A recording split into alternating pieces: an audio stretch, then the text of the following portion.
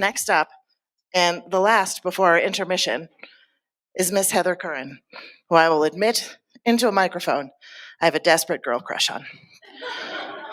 She is the best. And bar none, and whatever, she can just hold this and love it. The funniest comedian that I've ever seen. All right, that was a moment, but really, she's hilarious. What weird human trick or hidden talent do you have? I can sing do, re, mi, fa, sol, la, ti, do forwards and backwards really fast, which has impressed 0 people and helped me in 0 situations so far in life. It's definitely a keeper. You're a pro wrestler. What's your intro or hype song? Pump Up the Jam. It taps into the adrenaline and choreography of my middle school jazz dance recitals, which coincidentally also impressed 0 people. Please welcome Heather to the stage.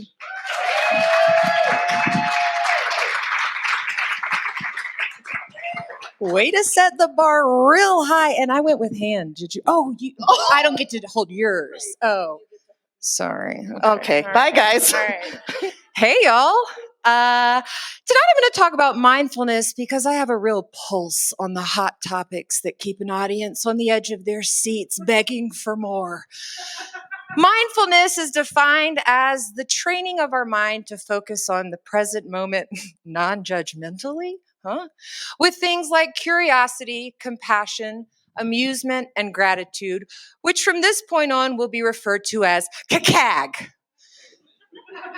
Now, training our mind is important because, no offense to minds, they're all drunk bandits, delusional from believing every thought they have, no matter how ridiculous.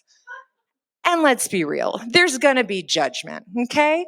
As humans, judgment is integral to our survival, as is it integral to our daily discontent. Oh, judgment, you double-edged scamp.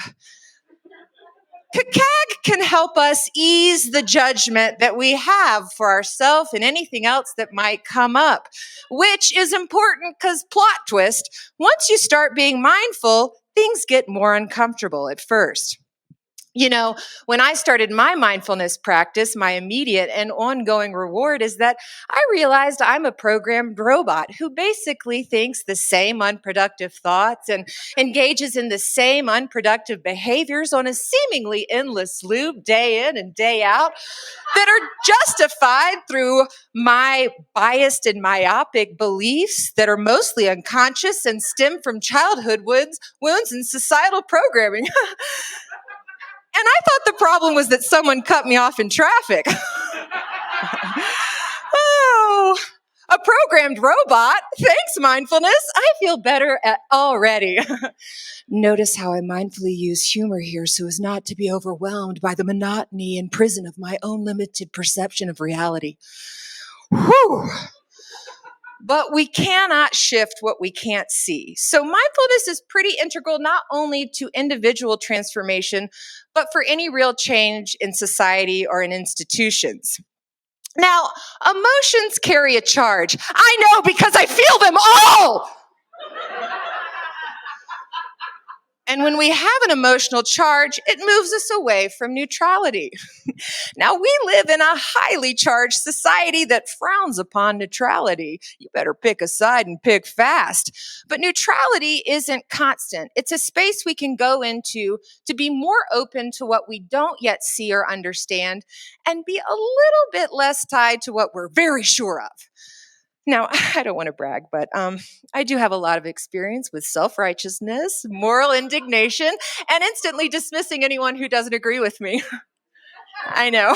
But what I've learned over time and through a lot of hard experiences is that the more I see someone or something as a problem that needs to change, and the more fixated I am that I am right, and I'm so right, the harder it is to shift any dynamic.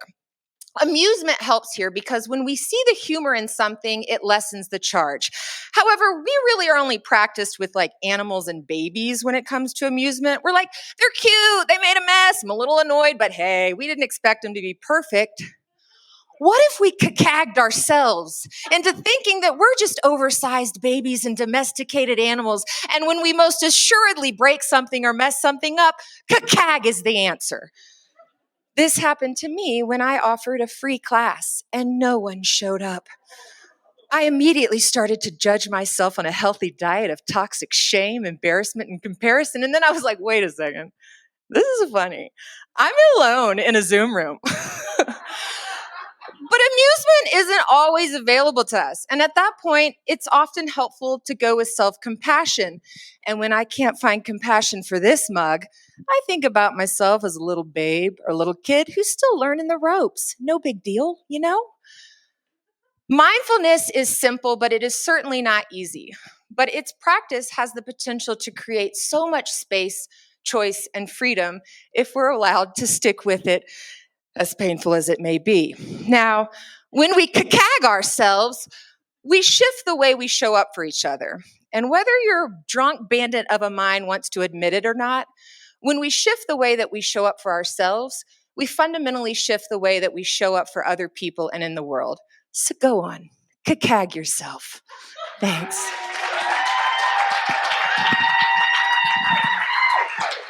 That was amazing. That was amazing.